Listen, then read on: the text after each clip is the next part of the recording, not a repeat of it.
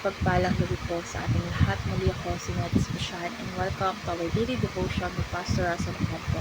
And today our devotion talks about ano ang kahalagahan ng kasama natin ng Diyos, and our concepts all about omnipresent. So, ang omnipresent ay ang katotohanan ang Diyos ay naroroon sa lahat ng dako, sa lahat ng oras, ng buo at ganap. So, hindi siya limitado sa oras o espasyo tulad natin. So, ibig sabihin nito, kahit saan tayo naroroon, is sa tagumpay man o kabiguan, sa kasayahan man o pagdurusa, kasama natin ang Diyos. Bagamat hindi natin palaging nararamdaman ang kanyang presensya. Hindi siya kailanman lumalayo dahil siya ay malapit sa mga pusong wasak at nakikisama sa mga taong tunay na naghahanap sa kanya. So, our Bible readings for today is all about Jeremiah chapter 23, verse 23 and 24, ESV version. Ako ba'y Diyos na malapit lang? Tanong ni Yahweh. Hindi ba ako Diyos na nasa lahat ng dako, walang makakapagtakbo sa akin? Nakikita ko sila kahit nasan sila, dahil ako ay nasa langit at nasa lupa. So ngayon ako na tayo sa ating teaching. So yung first teaching is God is present in every place at all times. So ang Diyos ay laging naroroon kahit sa mga lugar na akala nating walang pag-asa. Hindi kailanman nawawala ang kanyang presensya.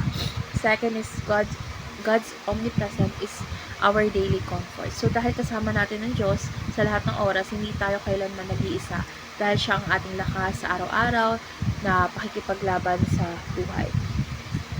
Last is God is our most intimate relationship. So sa lahat ng ating ugnayan, ang Diyos ang pinakamatapat at pinakamalapit sa atin.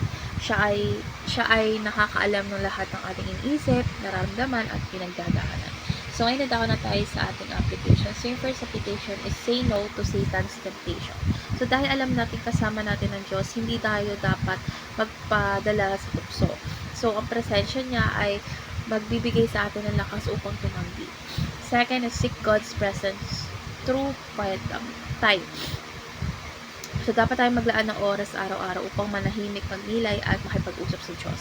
Dahil ang regular na quiet time ay nagpapalalim sa ating connection sa Kanya. And lastly is show your faith by being curious. So, kung alam nating kasama natin ang Diyos, hindi dapat tayo natatakot harapin ng anumang hamon. So, ang pananampalataya ay pinapakita sa pamagitan ng tapang at pagtitiwala. So, ngayon ako na tayo sa ating last part, which is our discussion. This is my answer for that. So, ang presensya ng Diyos ang nagbibigay sa akin ng kapayapaan sa gitna ng kaguluhan. So, sa bawat problema natin o hamon sa buhay is nakakahanap ako ng lakas at kapanatagan sa katotohanan ng hindi ako nag-iisa, na kasama ko ang Diyos. So, kapag ako ay naduduwag o naguguluhan is pinapaalala sa akin ng kanyang omnipresent na hindi ako kailanman iniwan o kinalimutan. So, ang presensya ng Diyos ay parang payong sa ulan. Hindi nito tinatanggal ang unos, pero binibigyan tayo ng proteksyon at direksyon habang tayo ay dumaraan dito. So, ang natutunan ko sa aking devotion natin ngayon ay napakahalaga ng presensya ng Diyos sa ating araw-araw. So, araw-araw na buhay. So, hindi lang siya Diyos sa simbahan o sa langit dahil kasama natin siya sa bawat bahagi ng ating buhay. Dahil dito is mas pipiliin kong gumugol ng oras sa quiet time upang mapalapit sa Kanya. So, sa tuwing ako ay natutukso, matatakot o madidismaya is pinapaalala ko sa sarili ko na kasama ko ang Diyos dahil ito ang nagtutulak sa akin na maging matatag, matapang at matuwid sa kanyang harapan. So, let's pray po. Lord God, maraming salamat po dahil ikaw ang Diyos na laging kasama namin. Lord God, hindi man palagi namin nararamdaman ang iyong presensya. Pinangahawakan namin ang iyong pangako na hindi mo kami iiwan o pababayaan. Lord God, tulungan mo po kaming manatiling tapat at matatag, lalo na sa panahon ng pagsubok. Lord God, nais po namin mas maranasan ka araw-araw sa aming mga quiet time, dasal at pagsunod sa pangalan ni Jesus. Amen.